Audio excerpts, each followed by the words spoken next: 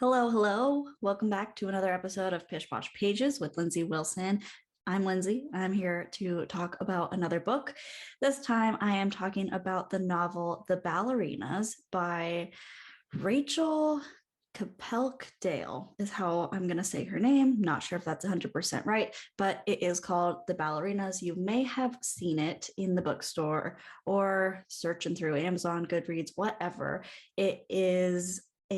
It's just simply called The Ballerinas, a novel, and the cover of it shows three ballerinas, all pretty pink point shoes, all of that. So this one came out pretty recently. Again, another new release for me. It came out December 7th, 2021, and I just read it in May. So less than 6 months, and it's really good.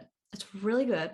The thing is, this book is called categorized as a mystery thriller suspense, whereas I would say it's just more of a straight up novel. I call books that are a straight up novel kind of a drama.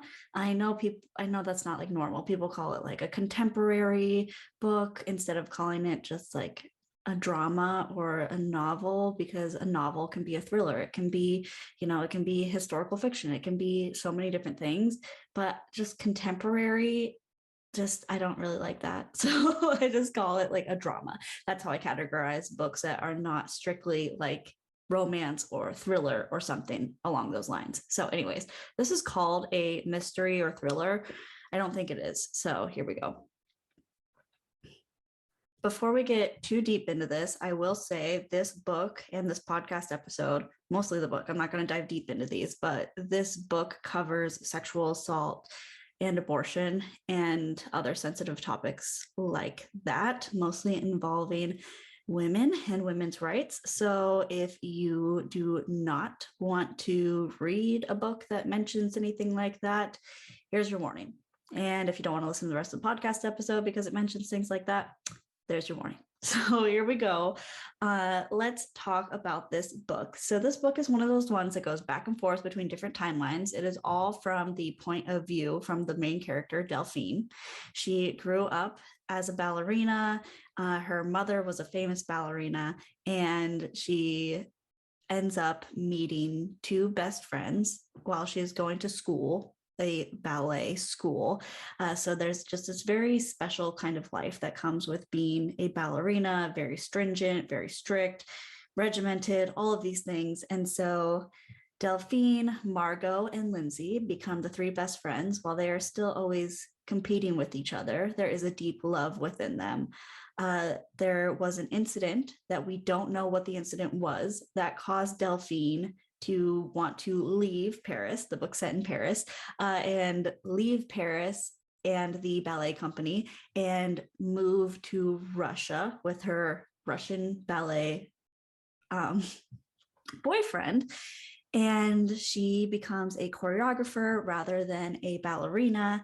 She ends up coming back to Paris, and this goes back and forth. You're kind of unveiling the story, unveiling why she left, why this relationship has changed between the three of them, and how they are building back this relationship while they're in their 30s, which is very different than being young teenagers. So that's kind of the book. There is definitely some pieces of it that I understand why it's categorized as a mystery or thriller, because you are uncovering some deep, dark past, some trauma, and there's some death in here, but it's not a thriller. It could be a mystery, but it's not a thriller. And the way it's written is very beautiful. I will say, I danced ballet for 14, 15 years, something like that. And so I have more of a connection to this book than maybe somebody who did not do ballet or take dance classes and has like such a passion for it. But either way, I think anyone can appreciate this book, but I think you will have a much stronger connection to it if you have taken dance classes.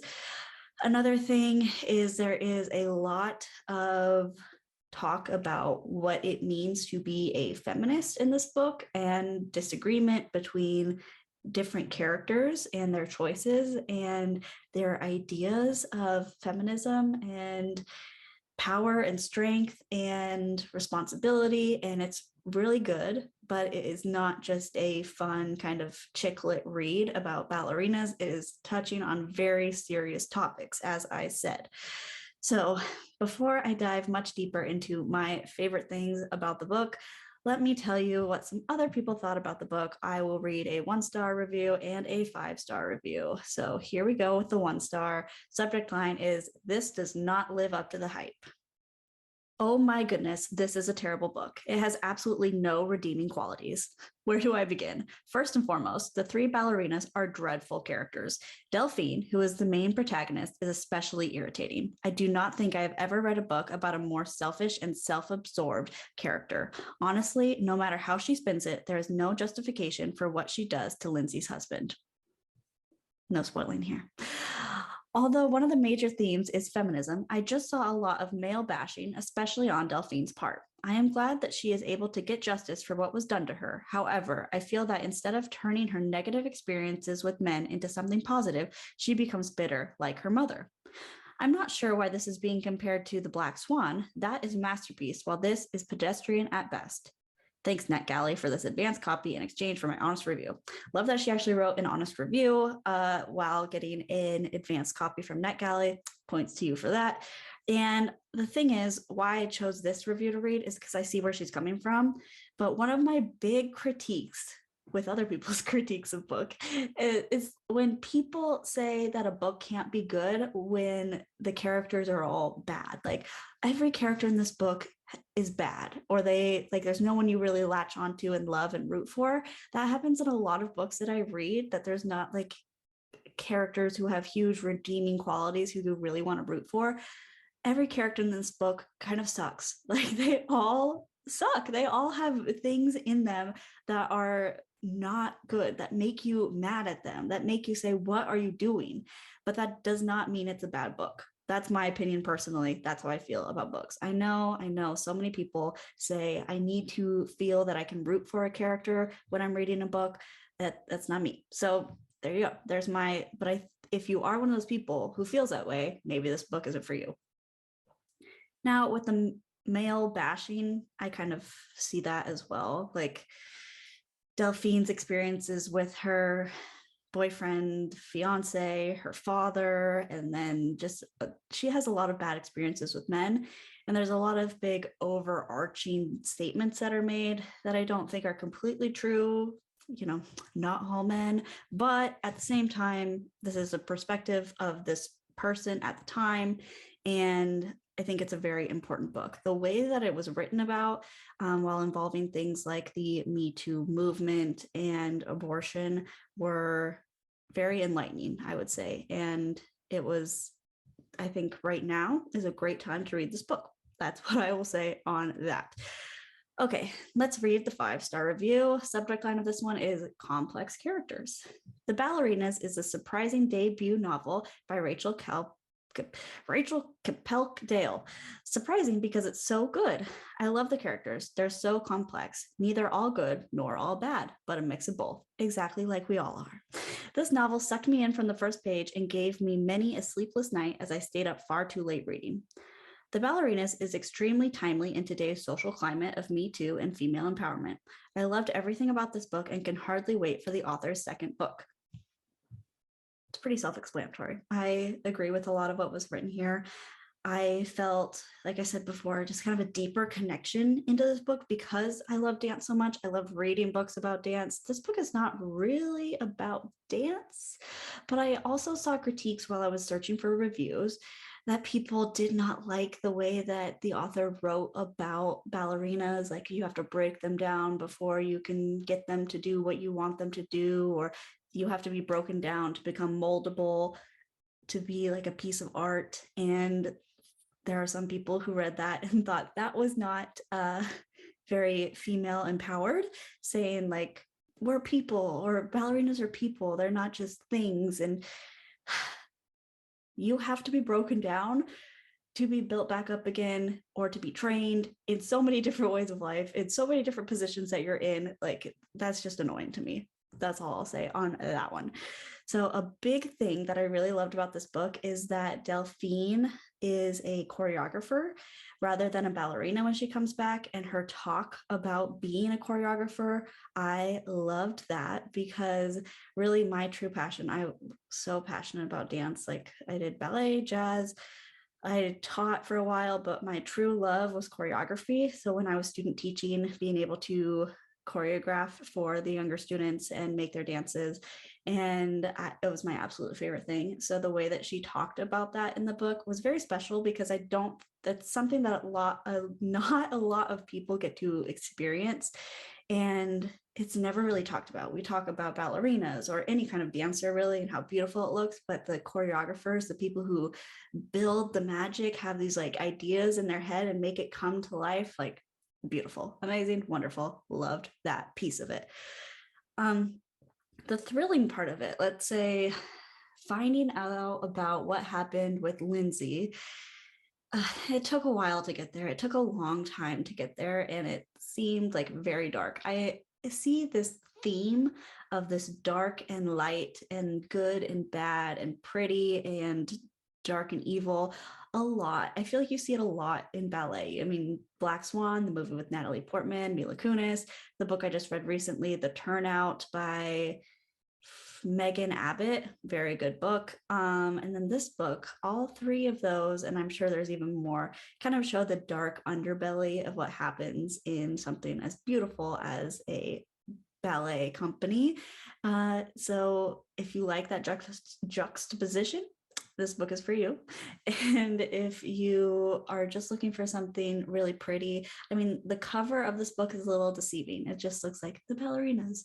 But I also think calling it like a thriller is deceiving as well, because it's in the middle. It's in the middle between a mystery and just a contemporary novel. It really dives deeper into the characters and their lives and big decisions in their lives and friendship, history, and feminism. I thought that was way more of the sum of the book than something thrilling. Finally, the question of feminism and women empowerment.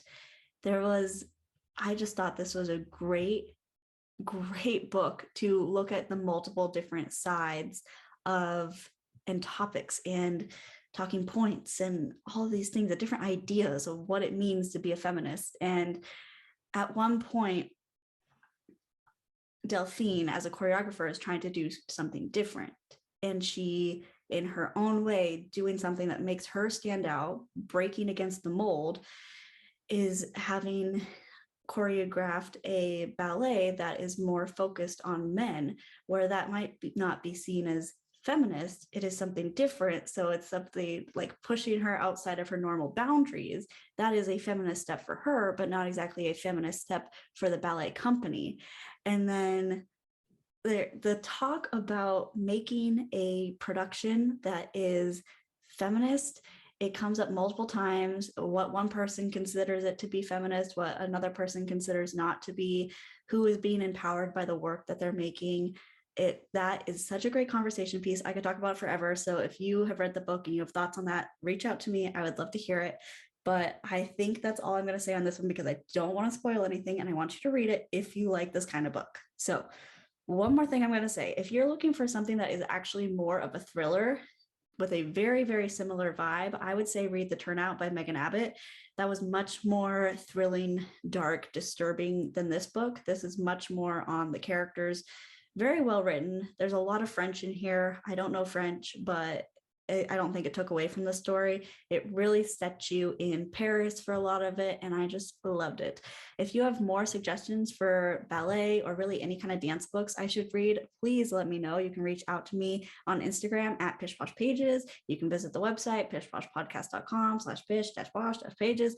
And I might put this one up on YouTube, so check it out, or I might not, so we'll see. So my next podcast episodes that will be coming out soon will include another Greg Olson book. I told you guys a while ago, he's one of my favorite authors. So that is the first book in the Megan Carpenter series, and it's called Snow Creek. That'll be coming up. And then a fun romance read called The Matzo Ball. I will read that one, or I just finished reading that one. I will be reviewing that one soon. Yes, I know it's a Christmas/Hanukkah book that I read in May, but I was in the mood for something fun, and I'll tell you all my thoughts on that one, good and bad, in the coming episodes here. So thanks again for listening, and I hope you guys are loving whatever it is you are reading right now, and I'll be back next time to talk about more books.